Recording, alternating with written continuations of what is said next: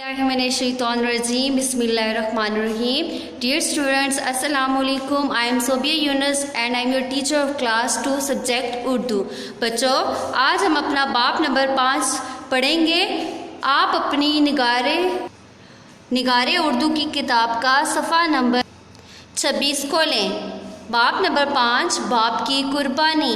ये सबक की पढ़ाई शुरू करने से पहले मैं आपको इसके मुश्किल अल्फाज और उनके मानी पढ़ना सिखाऊंगी. आप इन अल्फाज को मेरे साथ दोहराएं. सबसे पहला लफ्ज़ है लायक, ज़हीन, हुक्मरानी, हुकूमत, तबीब, डॉक्टर, नजराना, तोहफ़ा, मकाम, मर्तबा. लायक, ज़हीन, हुक्मरानी, हुकूमत, तबीब, डॉक्टर, नजराना, तोहफ़ा, मकाम, मर्तबा.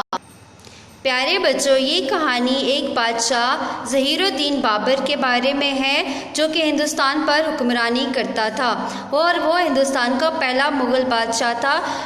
मुग़ल बादशाह का एक बेटा हुमायूं एक बार बीमार पड़ गया. ज़ाहिर बादशाह का बेटा था, किस इलाज की कमी थी. वो हर तरह के तबीब डॉक्टरों से उसका इलाज करवाता, हर तरह का इलाज हुआ, लेकिन बाबर का बेटा हुमायूं ठीक नहीं हो रहा था. फिर एक दिन उसने कुछ दरबारियों को मशवरे के लिए बुलाया कि ऐसा क्या किया जाए कि मेरा बेटा सेहतमंद और तंदुरुस्त हो जाए. तो एक सियाने दरबारी ने उसको मशवरा दिया कि आप अपने बेटे के लिए किसी ऐसी चीज़ का नजराना पेश करें जो आपकी नज़र में बहुत प्यारी हो. बादशाह सोचता रहता है कि ऐसी क्या चीज़ है जो उसकी नज़र में बहुत प्यारी है. तो वो फिर सोचता है कि मेरे लिए सबसे प्यारी मेरी अपनी जान है. तो वो ये सोचता है कि मैं अपने बेटे हुमायूं की जान बचाने के लिए अपनी जान का नजराना पेश करूँगा. वो वज़ू करके अपने रब के हजूर दुआ करता है कि मेरी जान ले लें और मेरे बच्चे को सेहत बख्श दें. ये वज़ू करके वो अपने बेटे के पलंग के गिर्द चक्कर काटने लगता है. अल्लाह ताला उसकी दुआ सुन लेते हैं और वो बीमार हो जाता है. उसकी बीमारी बढ़ती जाती है और वो उसी बीमारी में वफ़ात पा जाता है और उसका बेटा हुमायूं सेहतयाब हो जाता है. इस चैप्टर में बाप की कुर्बानी का जिक्र है. बच्चों, आपको पता है कि बाप की दुआ रद्द नहीं होती.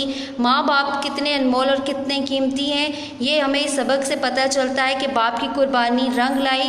बाप ने अपनी जान का नजराना पेश करके अपने बेटे को सेहत दी और अल्लाह ने उसकी दुआ कबूल व मंजूर फरमाई. बच्चों, आप सब भी अपने माँ बाप के फरमाबरदार बने, उनका कहना माने और उनकी दुआएं समेटने की कोशिश करें. इस सबक को आपने पढ़ना है, इसकी पढ़ाई करनी है, इसके मुश्किल अल्फाज लिखने और समझने हैं और उनके हिज्जे भी याद करने हैं.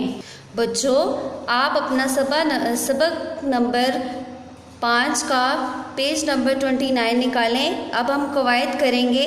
कवायद में आज हमारा टॉपिक है फेल. बच्चों, फेल ऐसे अल्फाज जो किसी काम के करने या होने को ज़ाहिर करें. आपने इंग्लिश में पढ़ा होगा वर्ब, यानी कि जो ऐसे लफ्ज़ जो हमें ये बताएं कि क्या काम हो रहा है उसे फेल कहते हैं.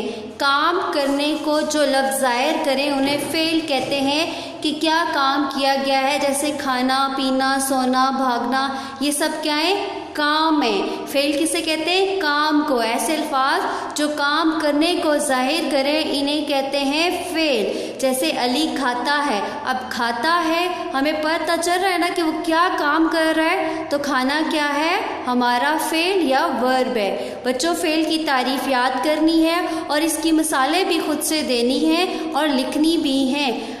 ओके बच्चों, थैंक यू सो मच. अल्लाह हाफिज़. अस्सलामु अलैकुम.